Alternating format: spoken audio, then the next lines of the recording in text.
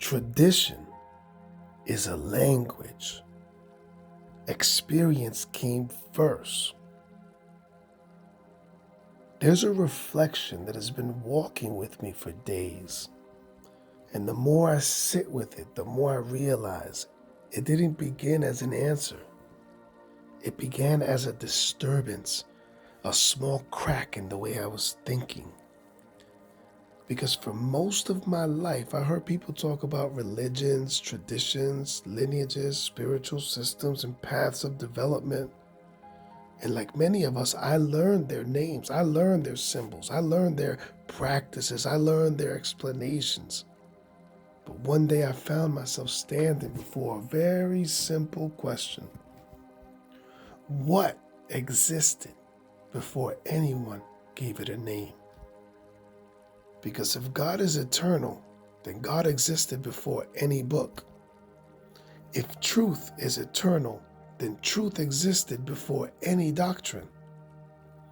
If spirit exists, then they existed before any treatise was written about them. And if the ancestors walk with us, then they were walking with humanity long before we developed categories to describe them. And that's where something clicked. Because perhaps experience came first and language came later. Before there was a word for fire, someone felt its heat. Before there was a word for wind, someone felt it moving across their skin. Before there was a word for spirit, someone had a spiritual experience. Before there was a word for God, someone stood before mystery. Experience came first, then came language, then came symbols, then came traditions, then came institutions, then came commentaries, then came interpretations. And that led me to an even deeper reflection. Perhaps much of spiritual life consists of inheriting interpretations. We don't only inherit experiences, we inherit explanations for those experiences. We inherit ways of understanding them, ways of naming them, ways of organizing them. And little by little, we become so familiar with the explanation that we stop examining the experience that gave birth to it. That is why I find something fascinating today. When we speak about Lukumi, Ifa, Espiritismo, Christianity, Islam, Hinduism, Buddhism, or any other tradition, we're speaking about languages, valuable languages, sacred languages, languages carrying centuries of human experience. But they're still languages, and no language is the totality of what it attempts to describe. The word water doesn't make you wet. The word fire doesn't burn. The word love doesn't love. Words point, but they're not the thing toward which they are pointing. And this is where one of the most interesting reflections begins. When someone says today, I have a gypsy spirit, I have an Indian spirit, I have a Congo spirit, I have a nun, my mind no longer rushes immediately towards any particular conclusion. It moves somewhere else, towards the ancestors of the ancestors. And I begin to wonder, how did they understand these realities? Not merely what they called them, that's secondary. What truly interests me is something deeper. How did they experience them? How did they recognize the presence of the ancestors? How did they understand spiritual influence? How did they understand destiny? How did they distinguish intuition from imagination?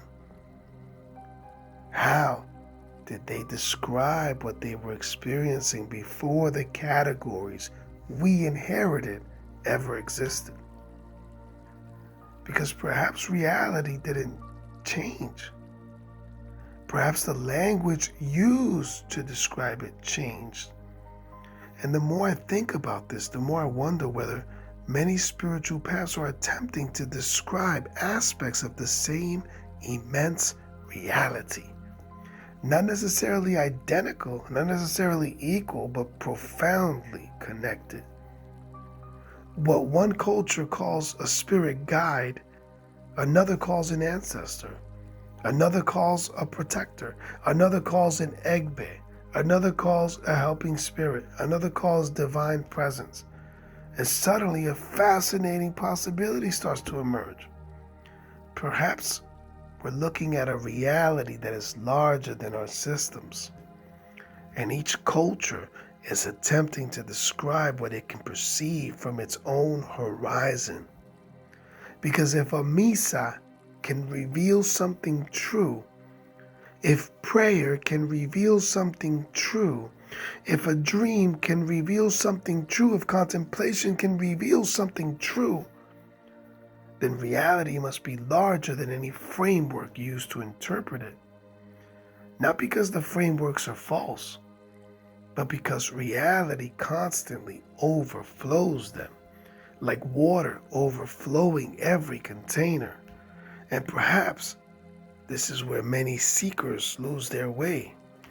Not because they lack sincerity, but because they become attached to the container and forget the water. They become attached to the symbol and forget what it was pointing toward. They become attached to the map and forget the mountain. They become attached to the explanation and forget the experience. And then something simple happened. Something so simple, it almost seems insignificant. I finished my prayers. I greeted my Orishas. I greeted my Egun. I greeted my Boveda. And then I stood quietly. I didn't turn on music. I wasn't seeking a revelation. I wasn't trying to interpret anything. I simply listened. The birds were singing. The wind moved through the trees. Life continued unfolding around me. And suddenly I understood something. Before religions, creation was already speaking. Before temples, creation was already speaking. Before scriptures, creation was already speaking. Before doctrines, creation was already speaking. Before names, creation was already speaking. And perhaps part of spiritual growth is not merely learning new concepts.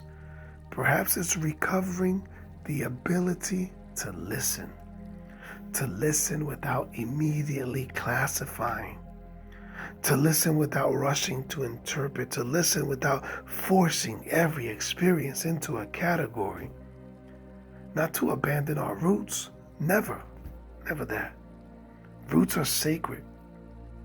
Roots nourish us, roots sustain us, but roots are not the entire tree. And the tree is not the entire forest.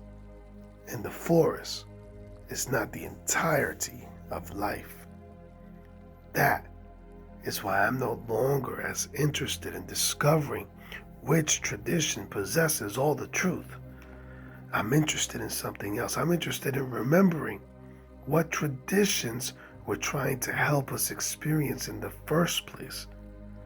Because perhaps wisdom is not found in collecting more names.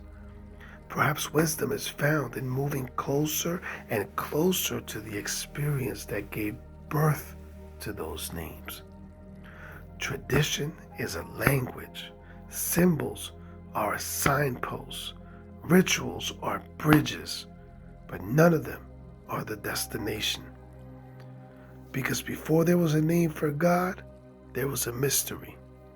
Before there was a name for spirit, there was experience.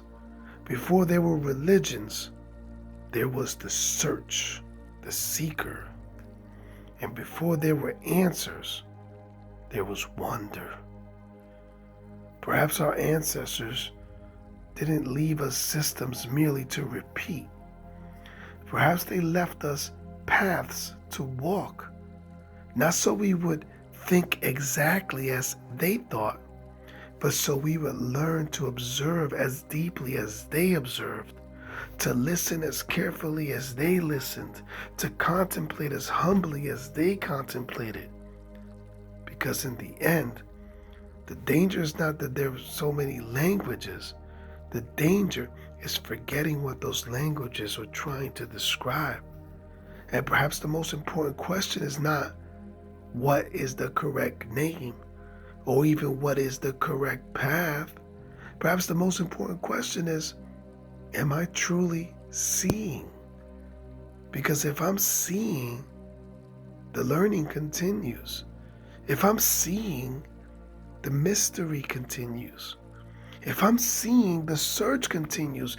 And as long as the search continues, there's still life in the journey. Because reality will always be greater than our words, greater than our symbols, greater than our categories, greater than our systems. And perhaps after all, truth was never hidden. Perhaps it has always been speaking, waiting for us to become quiet enough to hear it. My name is Steve Vargas Betancourt, truth seeker, knowledge keeper, builder of what must be rebuilt. Paso firme, no da cambio.